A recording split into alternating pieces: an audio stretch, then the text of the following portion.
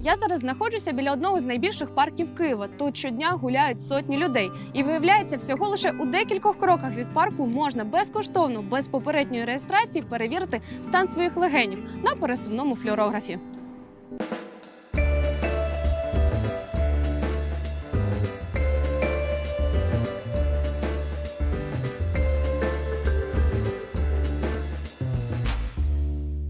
Приїхала я сюди не просто так. Сьогодні з депутатом Київради, головою комісії з питань охорони здоров'я ГЛВ Олегом Івановичем ми перевіримо, чи є ефективною така діагностика легенів.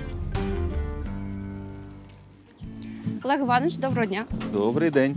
Ну що, ми з вами тут зустрілися не просто так. А як взагалі щодо цих флюорографів? Чи є вони ефективними, така перевірка? Так, звичайно, вона ефективна. До прикладу, за 2018 рік ми зробили 13 тисяч обстежень. З них, оскільки це не зовсім рентгенівське дослідження, а все ж таки флюорографічно виявило 300 десь патологій. Із цих 300 патологій у нас було 16 випадків виявлено туберкульозу. Ви знаєте, ми можемо не тільки туберкульоз на флюорографії побачити, можемо і хвороби легенів, які є. Я чула, що флюорограф на ранніх стадіях не показує туберкульоз. Що ви скажете? Він може не показати, тому що в нього є певний крок. Показує пухлини десь або якісь зміни пів сантиметру. Ви особисто як давно робили? Ну, знаєте, я особисто робив трохи більше року це, але оскільки сьогодні такий день здоров'я, то я не проти знов перевіритися, яке в мене здоров'я, чи є в мене якісь вади, чи їх немає. А флюорографі в такому пересувному робили? Ну, в такому персоному я буду робити вперше, тому мені самому інтересно, як він працює. Ну, давайте спробуємо. Так, звичайно. Прошу, проходьте. Доброго дня. Добрий день.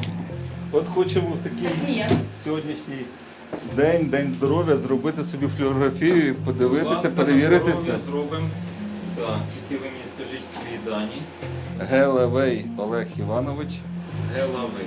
Та Олег Іванович, 65-го року народження, Де проживаєте? в місті Києві. А важливо, щоб адреса була точна? Так, за цією адресою можемо зв'язатися з цим пацієнтом. А є в нас взагалі якась служба, наприклад, якщо виявлена людина з відкритою формою туберкульозу, ну там і вони там, я не знаю, виїжджають на перевірку там епідеміологічного стану. Дивіться, у нас, на жаль, в нашій країні, ви знаєте, ще за уряду Януковича санітарно-епідемічна служба була знищена. Тому на сьогоднішній день це знаходиться на совісті наших фахівців, лікарів, звичайно, ну і на совісті самих мешканців, які мають все ж таки дбати про своє здоров'я. Ну і вже самостійно попереджати всіх навколо, так? Ну, звичайно. Умовно, що вони перевірились також. Звичайно. Я додам тільки, що от наша служба фтизіатрична, вона по протоколам зобов'язана після того, як пацієнта були виявлені бацили Коха, тобто туберкульоз відкритий, вона зобов'язана провести дезінфекцію в житлі, де проживає цей пацієнт. Відповідно, і саме житло, і посуд, тобто речі, з якими він стикається, яким він користується. Відповідно, і про це попереджається самого пацієнта і береться з нього згода на дану процедуру. Так, ми можемо переходити до обстеження і прошу вас роздягтися до пояса. Задоволенням.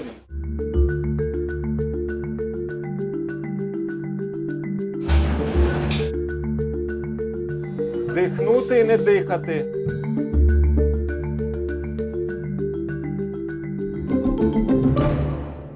Олег Іванович, ну як? Яка Прекрасно. процедура? Прекрасно, тим більше, що це дуже така оперативна процедура, яка дуже швидко показує, який в тебе стан здоров'я. Так, у нас вже є знімок, так? Так, є зображення пацієнта Що там? грудної клітки. У пацієнта фізіологічна норма, без патологічних змін в грудній клітці, в органах грудної клітки. І відразу ж я йому напишу довідку. Здоровий. Наскільки важливо робити такі обстеження? Ну, ви знаєте, у нас в цілому Україні є проблеми з програмою протидії туберкульозу. Вона у нас була на законодавчому рівні прийнята в 2012 році і проіснувала з 2012-2016 року. І, на жаль, на сьогоднішній момент такої програми у нас в країні не існує. Наш Кабінет міністрів був спроможним лише в кінці минулого 2018 року, в грудні місяці, розробити концепцію, де він описав, яких у нас є дуже багато проблем. в Україні. І тільки в січні місяці вже цього року подав проект закону про те, щоб у нас була програма протидії туберкульозу. Тобто 2 роки на законодавчому рівні. Ніяк воно не регулювалося.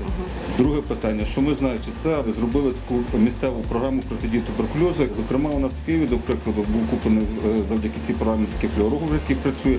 Плюс ми ще зробили, пішли далі, і ми купили маленький портативний флюорограф, тому що, ви знаєте, не кожна людина може вийти на вулицю і зайти в це приміщення. Так от у нас в Києві на сьогоднішній момент захворюваність, до прикладу, підлітків тільки 4 на 100 тисяч, коли по всій Україні 8. Прошу, ваша довідка.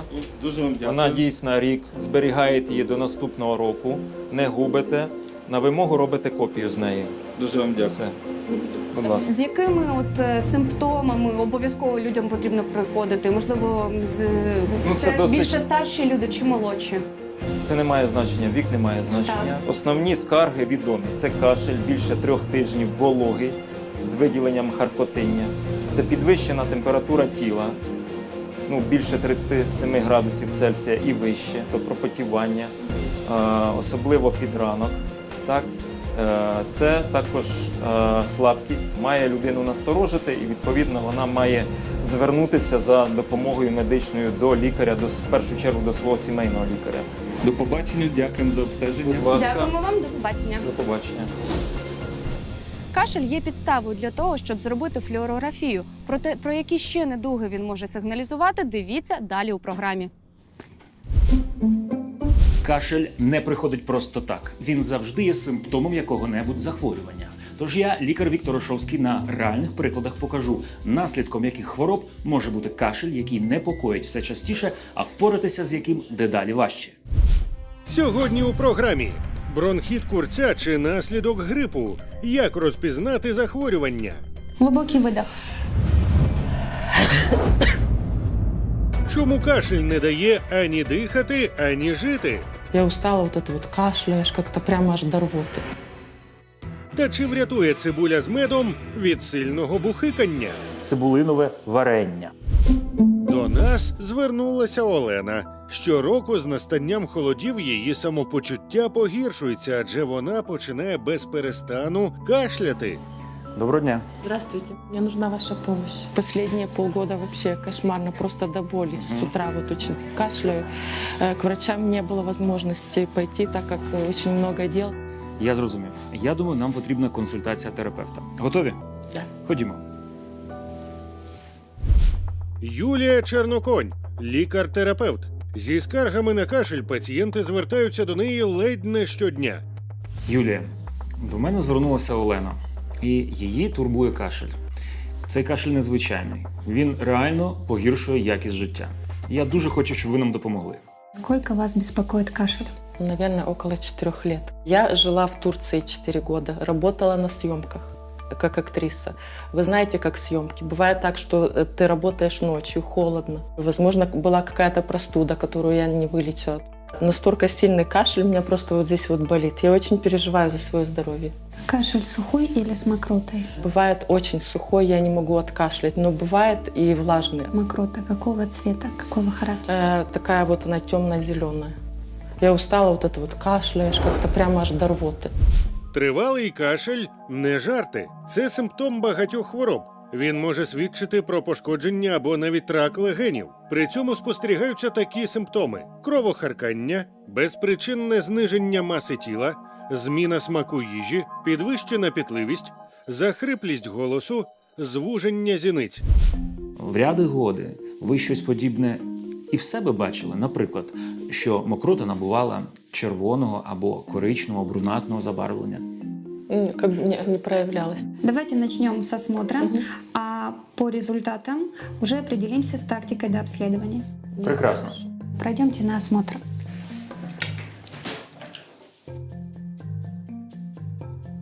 Говорите «а». Шире, язычок ко мне. Часто беспокоит инфекции лор-органов? Иногда бывает, да. Я посмотрю лимфатические узлы. Хорошо. Прямо держим голову, не запрокидываем. Если будет больно или дискомфортно, вы мне говорите. Хорошо? Нигде не болит? Будем слушать с обеих сторон. Глубокий выдох.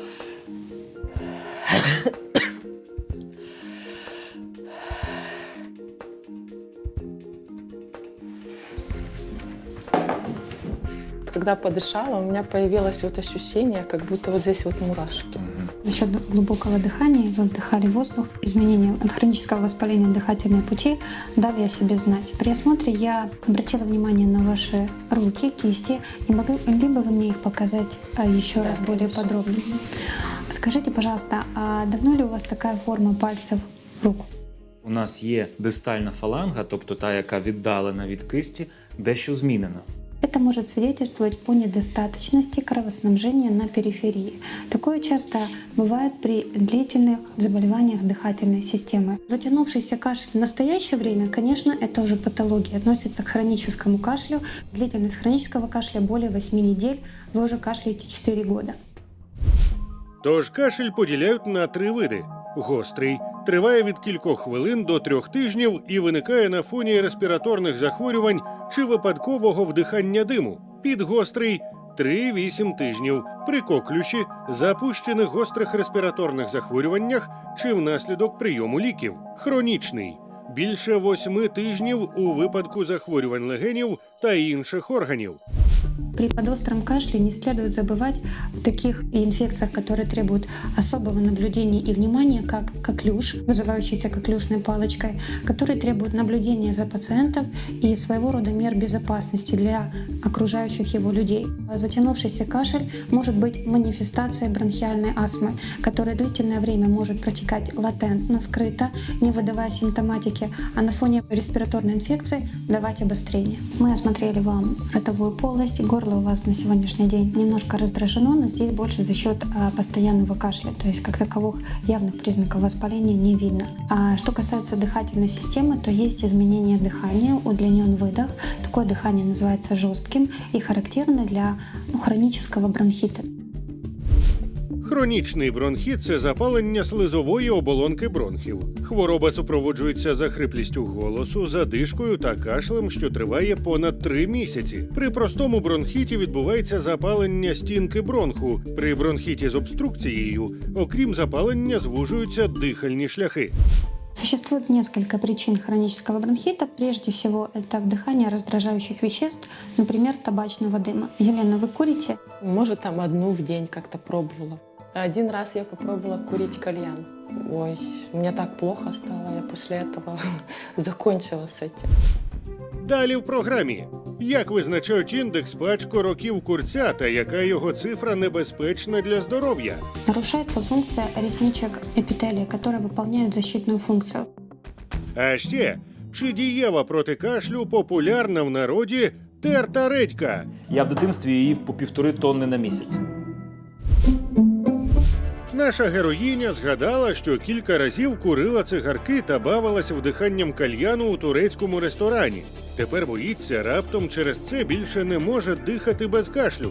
Сам по себе табак вызывает воспаление, изменения в слизистой оболочке бронхов. Нарушается секреция слизи, работа защитных клеток, это макрофагов. В результате формирующегося отека на фоне курения нарушается функция ресничек эпителия, которые выполняют защитную функцию. Рассчитывается такой показатель, как индекс пачка лет, куда входит количество сигарет, выкуренных в течение дня, и количество лет, которые человек курит. Так вот, стаж курения, индекс пачка лет более 20, это уже риск развития хронической обструктивной болезни легких. Надеюсь, у меня такого нет.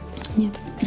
Куріння на такий короткий проміжок часу не вплинуло на розвиток бронхіту, але в будь-якому випадку ця звичка може призвести до формування серйозних дихальних проблем. Курение в 95-100% случаев является основной причиной хронического бронхита и хронического обструктивного заболевания легких. Куріння не виключає наявність інших причин для хронічного кашлю, таких як бронхіальна астма чи хвороби шлунково-кишкового тракту. Курці часто не звертаються за медичною допомогою, оскільки пов'язують кашель саме з тютюном. Насправді, після обстеження в лікаря виявляються інші захворювання, які часто потребують негайного лікування.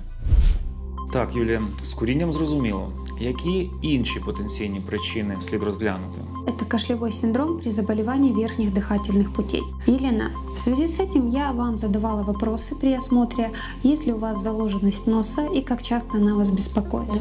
При наличии постоянного ринита, заложенности носа или синусита, это когда есть заложенность и придаточных пазух носа, возникает такое состояние, как постназальный синдром. Это содержимое носа и носовых пазух начинает стекать по задней стенке глотки и раздражать рецепторы, которые содержатся в горле. Якщо людина не курить, найпоширенішою причиною кашлю не є хронічний бронхіт, а інфекційні захворювання верхніх дихальних шляхів, риніти, синусити, бронхіальна астма, астмоподібні захворювання, захворювання шлунково-кишкового тракту, наприклад, такі як гастроезофагальний рефлюкс. С ваших слов, заложенность носа вас беспокоит периодически, преимущественно в холодное время года. На сегодняшний день, как таковых признаков за кашлевой синдром при заболевании верхних дыхательных путей у вас нет, но хронический вазомоторный ринит имеет место быть. С возрастом симптомы усиливаются, безусловно, поэтому я вам рекомендую обратиться к лору. Аби перевірити, чи не хворіє Олена на туберкульоз та чи немає пухлин грудної клітини, направляємо її на рентгенографію органів дихання у 2 проекціях.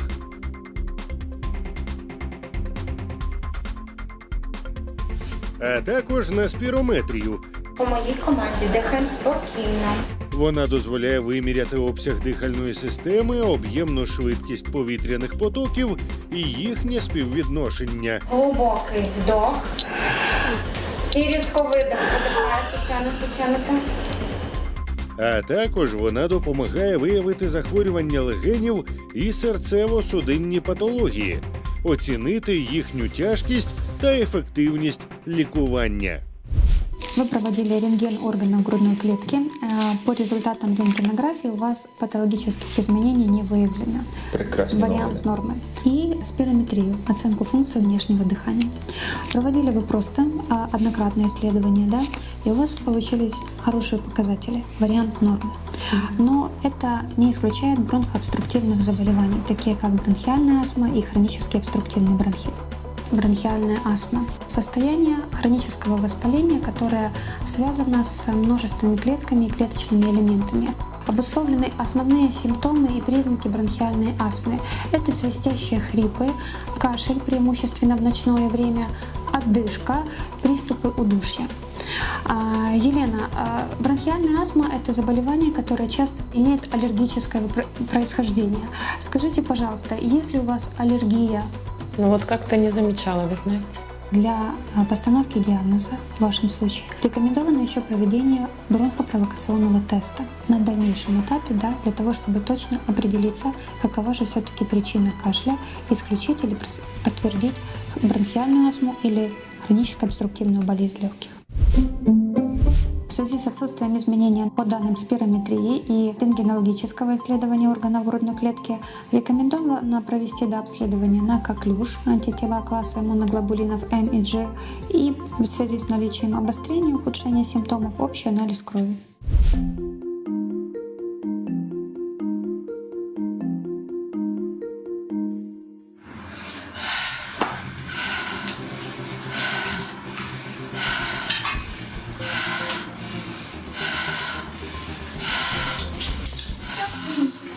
Согните, пожалуйста. Моя секретная методика, что делать, когда боишься. 10 минут держим согнутым. Все, можете быть. Да, спасибо. Що ж покажуть результати аналізу крові, ми дізнаємось трохи згодом. А поки нам потрібно трохи більше інформації про самопочуття Олени. Беспокоит ли вас изжога или дискомфорт в верхней половине живота? Нет. Периодически также не возникает. Нет. После употребления определенных продуктов, физических нагрузок ничего не отмечаете. Нет. Ощущение кислоты во рту, привкус, Нет. отрыжка, Тоже нет. перебои в работе сердца, учащенное сердцебиение.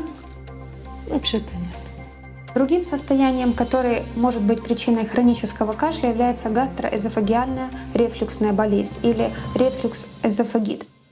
Гастроезофагеальна рефлюксна хвороба – це недуга, під час якої шлунковий сік закидається до стравоходу, гортані чи бронхів. При цьому соляна кислота та ферменти, що беруть участь у травленні, подразнюють слизову оболонку, викликають її запалення, викликає печію, кислий присмак у роті та кашель. Причини виникнення хвороби невідомі, але її розвитку сприяють стрес, ожиріння, вагітність, жирна і гостра їжа, алкоголь, кава та куріння. Ну, на сегодняшний день, с ваших слов, симптомов, которые свидетельствуют о гастроэзофагеальной рефлюксной болезни, не выявлено, но для постановки четкого диагноза возможно проведение дополнительных исследований. Медиків Олена не відвідувала місяцями та і самолікуванням не займалася. Однак не кожен хворий настільки терплячий. Адже в народі поширено безліч методів проти кашлю. От тільки чи дієві вони?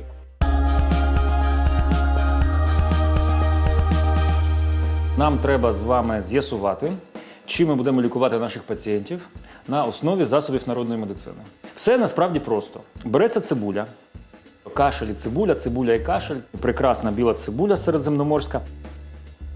Гарно почистити. Натерла луковицу, размешаю и опять добавлю меда. Кашель делается менее сухим. Треба проварити протягом, увага, не забудьте, 4 годин. Приймати кожні 4-6 годин. Ну, я думаю, що це буде таке цибулинове варення. Лук является источником фитонцидов, да, это природные антибиотики. Кроме того, есть микроэлементы, витамины, которые полезны. Что касается меда, да, высокие температуры кипячения не рекомендованы для данного продукта, потому что там есть также природный антибиотик, который при высоких температурах разрушается и становится токсичным для человека. Поэтому данный рецепт не является однозначно безопасным для здоровья. Зупинитись. Остановитесь. Якщо у людей виникає хронічний кашель, вони беруть мед, мастять собі груди, потім закривають це все пергаментним папером, потім перев'язуються хусткою і в такий спосіб проводять зігрівання. Если там есть какой-то гнойный процесс, то, к сожалению, данные процедуры не помогут, а наоборот ухудшат состояние. Навіть теплою картоплею не прогрівати собі груди і бронхи. Картофельный компресс. Еще наши бабушки и мамы лечили нас им. Закидываем отваренные очистки картофеля в полиэтиленовый пакет и завязываем. Накладываем компресс и фиксируем его с помощью бинта. Эффективность всех этих манипуляций, процедур не доказана. То же самое касается использования горчичников. Может быть использовано только на начальных этапах заболевания. И не дышим ингаляциями над картофелем. Але ж можна зробити пюре картопляне.